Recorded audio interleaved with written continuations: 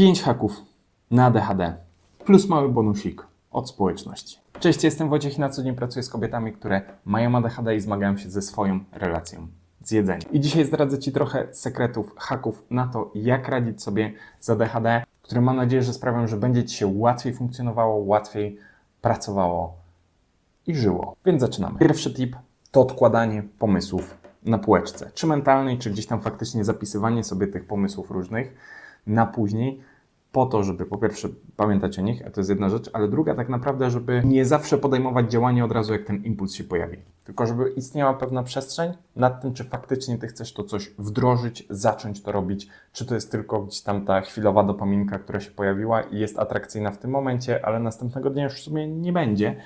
Więc jeśli ktoś Ci coś proponuje, jeśli gdzieś tam sama coś zauważyłaś w internecie, chcesz coś zacząć robić, zapisz sobie to na boczku, czy mentalnie, czy fizycznie, odłóż, wróć do tego za jakiś czas, zobacz, czy faktycznie to jest coś, co chcesz nadal robić, masz do tego gdzieś tam zapał, motywację, chcesz to wdrażać, czy to jest tylko coś, co jest chwilowym impulsem. Drugim tipem, który w sumie jest trochę połączony z tym, ale tu już się będziemy skupiać tylko na ludzikach Twoich różnych, to zdanie, czy mogę odpowiedzieć Ci jutro? Czy to w pracy, czy ze znajomych, tego, żeby dołożyć jakichś obowiązków, zabrać pewnego rodzaju czas w kontekście spotkań, umawiania się i tak dalej, to żeby zacząć wyrabiać sobie ten nawyk tego, żeby znowu dawać sobie tą przestrzeń czasową.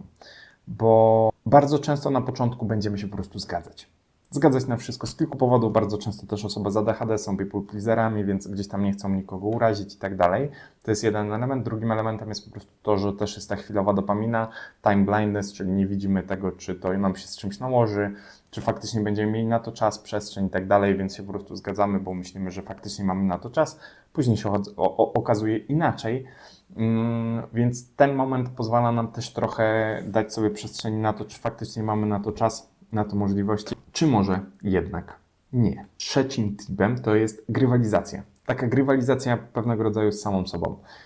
Czyli nakładanie na siebie czasu, w którym będziesz daną rzecz na przykład sprzątać. Skupimy się tutaj na sprzątaniu, bo to jest zadanie, które bardzo łatwo będzie nam się w to wpasowywało.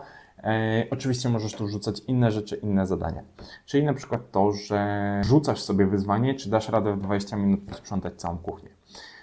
Czy to, że do końca tej piosenki dasz radę rozładować zmywarkę i zładować ją z powrotem, albo tylko rozładować. Nie ma znaczenia, ale generalnie, że wrzucamy sobie taski z ograniczoną ilością czasu, to dodaje nam ten deadline, który osoby z ADHD kochają.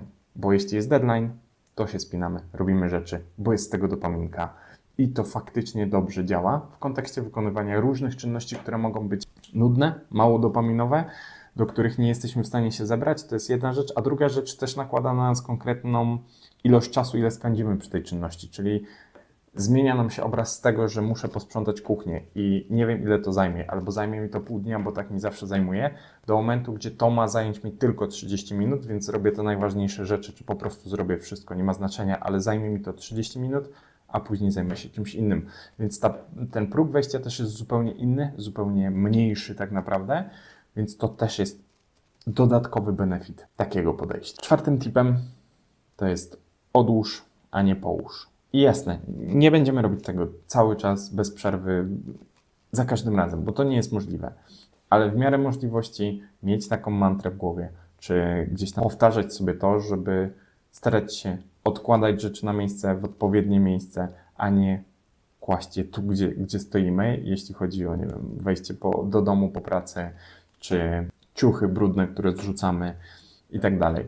Żeby rzeczy miały swoje miejsce, żebyśmy mogli je tam też odkładać systematycznie, a nie kłaść gdzie popadnie, no bo później to się zaczyna kumulować, im większy bałagan jest, tym większy bałagan później się robi, a to też generuje więcej napięcia, więcej presji, jeśli chodzi o sprzątanie, a te rzeczy możemy gdzieś tam stosunkowo wyrabiać w sobie delikatnie, powoli, żeby tego było po prostu coraz mniej. Nie chodzi o zero-jedynkowość, żebyś teraz już nigdy po prostu nie kładła rzeczy, gdzie popadnie, tylko tego, że faktycznie po prostu było tego mniej, bo będziesz miała różne zasoby, różne możliwości i nawet jak to zmniejszysz o 30-40%, będzie super. Piątym, najważniejszym tipem to jest trochę budowanie tej samoświadomości. I tak naprawdę może nawet nie budowanie samoświadomości, tylko bardzo często po latach maskowania, nie bycia trochę sobą w tym wszystkim, w tym życiu bardzo często, w wybieraniu prac, ścieżek i tak dalej, na to, żeby odnajdywać siebie, tego, to co lubisz, to co chcesz robić w kontekście pracy, funkcjonowania, zajawek i tak dalej. No i po prostu, jak bardzo trywalnie to nie zabrzmi, ale bycie sobą.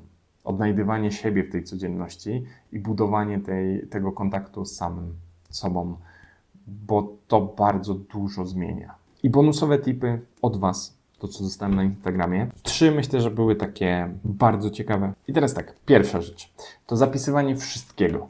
Tego, co masz do zrobienia, tego, kto Ci coś powiedział w danym momencie, ale generalnie przelewanie pamięci roboczej na zewnątrz, do notatników, na karteczki, na cokolwiek, żeby gdzieś tam ta pamięć robocza była na zewnątrz, no bo jak dobrze wiemy, gdzieś tam wewnątrz jej za dużo nie ma, więc żeby ona była na zewnątrz, istniała. Sam akurat z tego korzystam, wszystkie zadania mam zapisane zawsze na karteczce, też mam kalendarz elektroniczny, w którym wpisuję wszystkie spotkania i tak dalej, bo inaczej to by się nigdy nie wydarzyło, bo co nie zapisane, to nie istnieje dla mnie.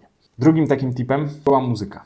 A w sumie muzyka, podcasty, cokolwiek do sprzątania, do robienia, do skupiania się w kontekście pracy, ale generalnie możemy wykorzystywać ten aspekt właśnie do dołożenia dopaminy, jeśli chodzi o muzykę, podcasty, tego, żeby urozmaicić sobie tą pracę i było więcej dopaminy, bo wtedy łatwiej nam się zbierać do pracy, czy nawet łatwiej się może skupiać na pracy, a zwłaszcza na tych zadaniach nudnych, mało angażujących. No i trzeci tip to pisanie dziennika, ale w takiej formie, w której nie dbasz o nic tak naprawdę, czyli tego, że wyrzucasz te myśli, zwłaszcza w momencie, kiedy te myśli gdzieś tam są bardzo natrętne, kiedy myślisz cały czas o jakimś jednym temacie, jednej rzeczy, to tego, żeby usiąść, wypisać sobie wszystko, nie patrząc na składnie, interpunkcje, na cokolwiek, tego, żeby po prostu wylewać to z siebie, co się gdzieś tam dzieje.